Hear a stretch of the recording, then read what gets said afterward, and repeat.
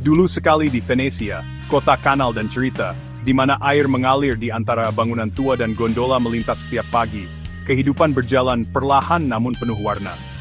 Di tengah keindahan itu, seorang anak laki-laki bernama Marco Polo tumbuh dengan mimpi besar tentang petualangan dan dunia di luar Venesia.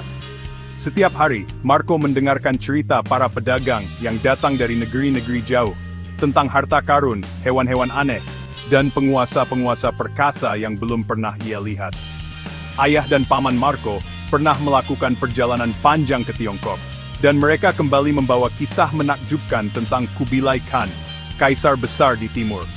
Mereka menceritakan tentang kota-kota yang luar biasa, istana megah, dan budaya yang sangat berbeda dari apapun yang pernah Marco bayangkan.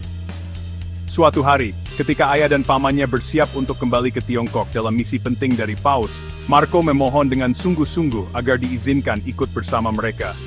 Ia ingin melihat sendiri keajaiban timur, menyentuh sutra, mencium rempah-rempah, dan bertemu orang-orang dari dunia yang hanya ada dalam cerita. Setelah banyak dibujuk dan melihat keberanian serta rasa ingin tahu Marco yang tak pernah padam, akhirnya ayahnya setuju. Pada usia 17 tahun, Marco meninggalkan semua yang ia kenal, keluarga, rumah, dan kota kelahirannya, untuk menghadapi dunia yang penuh misteri dan tantangan. Ia bukan lagi hanya seorang pemimpi, kini ia melangkah sebagai penjelajah sejati, siap menulis kisahnya sendiri. Perjalanan panjang ini akan mengubah hidup Marco, dan bahkan dunia untuk selamanya, membawa pengetahuan baru ke Eropa. Inilah awal dari petualangan Marco Polo, sebuah kisah yang akan dikenang sepanjang masa. Petualangan luar biasa itu akan segera dimulai. Pada tahun 1271, Marco, ayah dan pamannya memulai perjalanan besar mereka dari Venesia, meninggalkan rumah dan kehidupan yang mereka kenal. Kota pelabuhan yang ramai itu perlahan menghilang di kejauhan, digantikan oleh harapan dan rasa penasaran akan dunia yang belum pernah mereka lihat. Kapal mereka meluncur melintasi Mediterania, menantang ombak dan angin, membawa mereka menuju petualangan yang belum pasti. Setiap hari di laut adalah ujian kesabaran dan keberanian, namun juga penuh dengan impian tentang negeri-negeri jauh. Mereka tiba di Acre, lalu bergabung dengan karavan yang bergerak perlahan ke timur di sepanjang jalur sutra yang legendaris. Di bawah terik matahari dan langit luas, mereka menempuh padang pasir dan pegunungan, mengikuti jejak para pedagang kuno. Rute itu penuh dengan pemandangan baru, pasar yang ramai dengan suara tawar-menawar, masjid megah yang menjulang di tengah kota, dan aroma rempah-rempah yang memenuhi udara. Mereka bertemu orang-orang dari berbagai bangsa, mendengar bahasa yang asing di telinga mereka, dan menyaksikan tradisi yang belum pernah mereka lihat sebelumnya. Marco menyerap setiap detail, belajar dari para pedagang, diplomat dan pelancong lain yang mereka temui saat melintasi Turki dan Iran. Ia mencatat kisah, kebiasaan, dan pengetahuan baru yang ia temukan di sepanjang jalan. Jalur sutra lebih dari sekadar jalur perdagangan. Itu adalah jembatan antara dunia, tempat bertemunya budaya, agama, dan pengetahuan dari timur dan barat. Marco menyimpan catatan tal, bertekad untuk mengingat setiap keajaiban yang ia saksikan, dari kota-kota besar hingga desa-desa kecil di pinggir jalan. Dia mengamati, mendengarkan, dan belajar. Rasa ingin tahunya tumbuh di setiap langkah. Setiap pertemuan dan pengalaman memperluas wawasannya tentang dunia. Perjalanan itu panjang dan berbahaya, penuh tantangan alam dan ancaman perampok. Tetapi kegembiraan Marco tidak pernah pudar. Ia tetap bersemangat menghadapi setiap rintangan. Dia bertekad untuk melihat dunia di luar Venesia, membuktikan bahwa keberanian dan rasa ingin tahu bisa membuka pintu ke petualangan luar biasa. Setiap mil membawanya lebih dekat ke jantung kekaisaran Mongol. Petualangan baru saja dimulai, dan Marco tahu, hidupnya tidak akan pernah sama lagi. Keluarga Polo terus maju, mencapai pegunungan Pamir yang menjulang tinggi, atap dunia. Udaranya tipis, dinginnya menggigit, dan jalannya berbahaya. Marco terkesima melihat lembah-lembah luas dan puncak-puncak bersalju, tempat-tempat yang belum pernah digambarkan oleh orang Eropa sebelumnya. Perjalanan itu sangat melelahkan, menguji kekuatan dan tekad mereka. Api hampir tidak menyala, dan angin menderu sepanjang malam. Namun, keindahan dan keganasan pegunungan membuat Marco terkesima. Dia melihat domba liar dengan tanduk besar dan belajar kekuatan ketekunan. Setelah berminggu-minggu kesulitan, mereka akhirnya turun, kelelahan tetapi penuh kemenangan. Pegunungan telah mengubah Marco, mengajarinya keberanian dan ketahanan.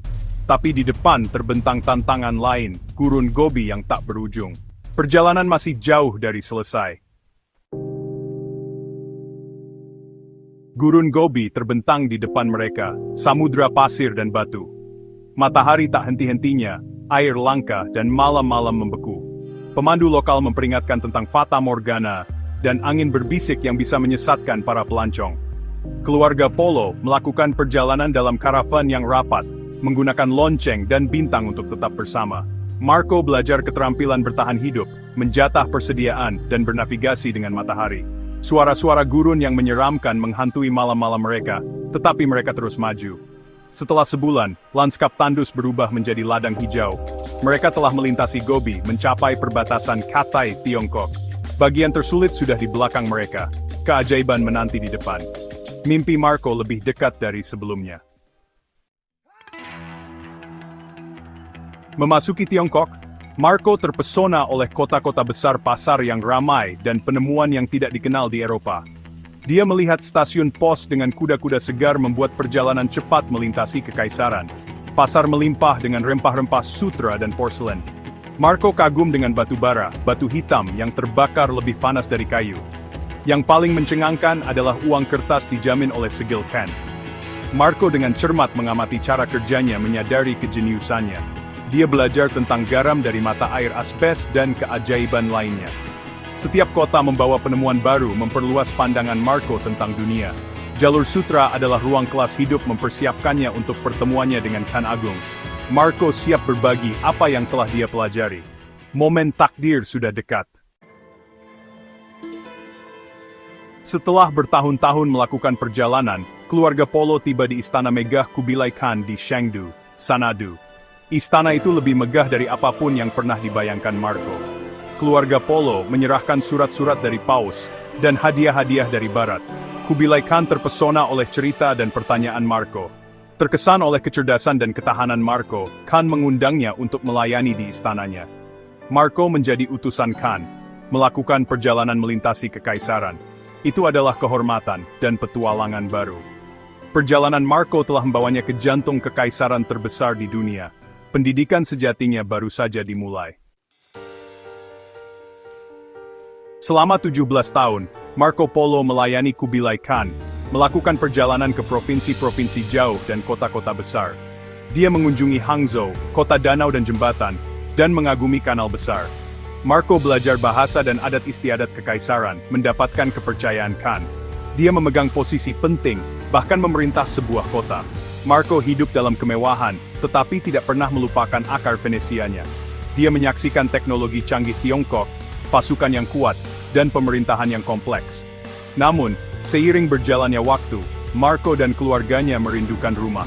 Dengan Khan yang semakin tua, mereka mencari cara yang aman untuk kembali ke Venesia. Waktu mereka di Tiongkok telah mengubah mereka selamanya. Perjalanan pulang akan menjadi tantangan terakhir mereka. Kesempatan keluarga Polo untuk kembali ke tanah air akhirnya tiba ketika mereka menerima tugas penting, mengawal seorang putri Mongol menuju Persia, menempuh perjalanan laut yang panjang dan penuh tantangan. Tugas ini bukan hanya sebuah kehormatan, tetapi juga satu-satunya jalan bagi mereka untuk meninggalkan Istana Agung Kublai Khan dan memulai perjalanan pulang yang telah lama dinantikan. Kubilai Khan, meski berat hati, akhirnya setuju untuk melepas mereka pergi. Ia tahu kepergian keluarga Polo akan menjadi kehilangan besar, namun ia juga menghormati permintaan mereka setelah bertahun-tahun mengabdi di negerinya. Mereka pun berlayar dari Tiongkok, menantang ombak ganas dan badai yang mengamuk di Samudra Hindia. Selama berbulan-bulan, mereka harus bertahan menghadapi penyakit, kelaparan, dan ketidakpastian di tengah lautan luas yang tak bertepi. Pelayaran itu benar-benar berbahaya. Banyak anggota rombongan yang gugur di tengah perjalanan, baik karena badai maupun wabah penyakit yang melanda kapal. Setelah hampir 2 tahun penuh perjuangan, mereka akhirnya berhasil mengantar sang putri dengan selamat ke Persia. Dari sana, perjalanan mereka berlanjut melintasi daratan luas menuju Laut Hitam, menempuh rute yang tak kalah berat. Pada tahun 1995, setelah 24 tahun mengembara di negeri asing, keluarga Polo akhirnya menjejakkan kaki kembali di Venesia, kota kelahiran mereka yang telah lama dirindukan. Penampilan mereka sangat berubah, kulit terbakar matahari, pakaian asing, dan wajah penuh pengalaman. Hingga keluarga mereka sendiri hampir tidak mengenali mereka. Untuk membuktikan identitas mereka, keluarga Polo memperlihatkan perhiasan dan batu permata berharga yang mereka sembunyikan di balik pakaian selama perjalanan panjang itu. Seluruh kota Venesia pun tercengang, bukan hanya karena kekayaan yang mereka bawa pulang, tetapi juga oleh kisah-kisah luar biasa tentang negeri-negeri jauh yang belum pernah didengar sebelumnya. Keluarga Polo pun disambut sebagai legenda hidup, pahlawan yang kembali dari dunia yang nyaris tak terjangkau imajinasi orang Eropa. Kisah-kisah perjalanan mereka segera menyebar ke seluruh Eropa, menginspirasi para penjelajah dan membuka cakrawala baru bagi dunia barat. Tertangkap dalam pertempuran laut, Marco Polo menceritakan kisahnya kepada seorang sesama tahanan, yang menuliskannya sebagai Perjalanan Marco Polo. Buku itu menyebar ke seluruh Eropa, penuh dengan kisah-kisah keajaiban yang sedikit orang percaya. Beberapa menyebutnya juta kebohongan. Tetapi Marco bersikeras dia belum menceritakan setengah dari apa yang dia lihat. Bukunya menjadi sumber utama pengetahuan tentang Asia selama berabad-abad. Itu menginspirasi penjelajah dan pembuat peta, termasuk Christopher Columbus. Perjalanan Marco menjembatani timur dan barat, memicu era eksplorasi baru. Keberanian dan rasa ingin tahunya mengubah cara orang melihat dunia.